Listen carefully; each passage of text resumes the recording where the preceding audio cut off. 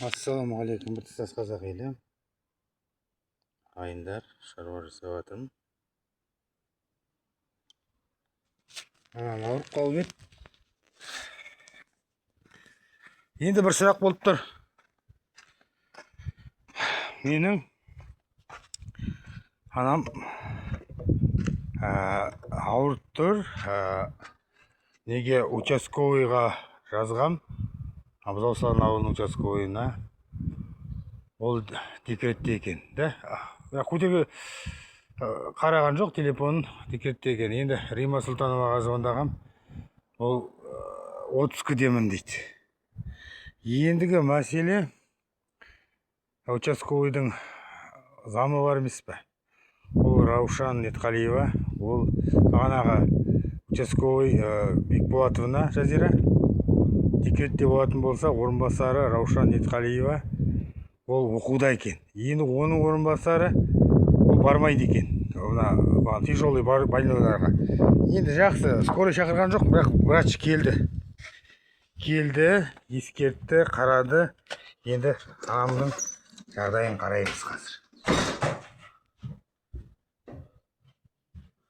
Ал дейді мама врач. Врач ал дейді.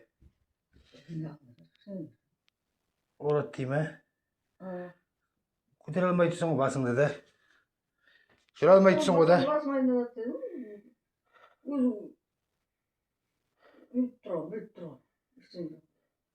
Сіз бара алмай тұрсыз ғой. Сіз бара алмай тұрсыз ғой. Жүре алмай тұрсың ғой. Давление дұрыс. Қан айналымы бәрі жақсы дейді да. Бірақ сіз бара алмай тұрсыз. Соған енді бірдеме шешу керек қой. Вот сондай. Бара алмай тұр. Жүре алмай тұр. Енді соған Құрманғазы ауылдық округін, Құрманғазы ауылдық емхананы белгілеймін. Бірақ осындай бірдеме етіп жақсы шешеріміз де. Бірақ енді келесі осындай адамдардың жалғыз бастыларға қалай көмек болады деймін да. Таныс, тамыр, туысқан Алпысбай ақа енді қазір айтқан жоқ. Ол Алпысбай ақа жоқ. Ода WhatsApp жоқ қой, енді мен соғалмай жатырмын. Ендігі менің бұйымтайым мұндай үлкен кісілерге егер декрет бастықтар жоқ болатын болса, сонда Ерқан деген отыр дейді анда. Еңбекшілік ауылдық округ пе, сонда емханада, амбулаторияда ма қайда? Ол бармайды дейді. Сондай адамдарды неге баруға болмай ма? Денсаулық министрлігін белгілеймін қазір. Атырау қаласының үлкен бағанағыдай бәрін белгілеймін. Бірақ менің анам енді давлениесі жақсы, қызу жоқ, бірақ бас көтермейді. Көз десем, көз дәрігері жоқ. Атырау облысы Құрманғазы ауданында көз дәрігері жоқ. Ал басшылар бәрі отпускіде, декретте, сондайда. Сонда мұндай үлкен адамдарды кім емдейді деген ойда, және үйден алып кетіп, қанды үйден тапсырып, сондай бір қызмет жасалмай ма деген ой. Таныс тамыр бар емханада, бірақ егер емханада таныс тамыр жоқ, мүлдем қарапайым жалғыз басты үйде отбасылар болса, соларға көмек бола ма, болмай ма? Соны мені білгім келеді. Меніңкі қате ма, дұрыс па білмеймін, оны сізді қарайсыздар, бірақ менің анам действительно жүре алмай тұр. Ойнап отқаш демес жоқ. Бармайым деді. Мына жағдай 10 күн болды, 10 күн. Бүгін тек қана есіме түсіп кеткен себебі, кеше бір түс көріп едім, болады ғой әркім әрбірде. Сонда ойлап қоям, осы емханалар қалай жұмыс істеп жатыр. Мен әлі бара алмай жүрмін емханаға да. Бастығына да, несіне де бір сұхбат алайын деп едім. Оның анамды, бірінші рет емес, екінші рет, оның анамды қараған, үшінші рет. Анамды қараған Рима Сұлтанова екеуінде де Алпысбай Қадырбайұлы екеуі де көмектесті. Потому что көрші олар.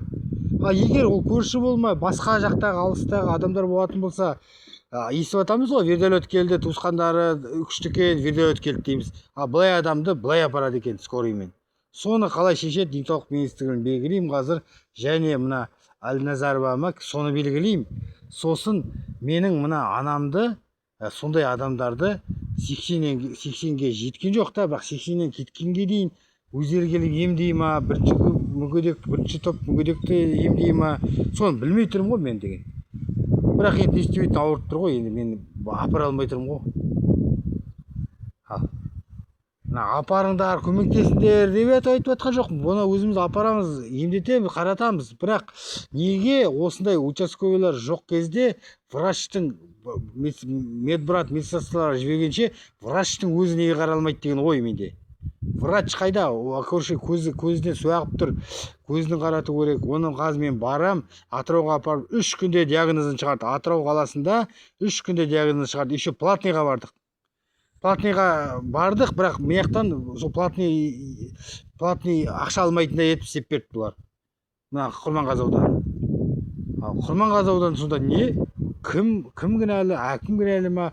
Құрманғазы емхананың дәрігері кінәлі ма? Соны шешіңіздерші. Серік Шапкенов мырзаға тіркелеймін сізді. Рахмет, сау болыңыздар.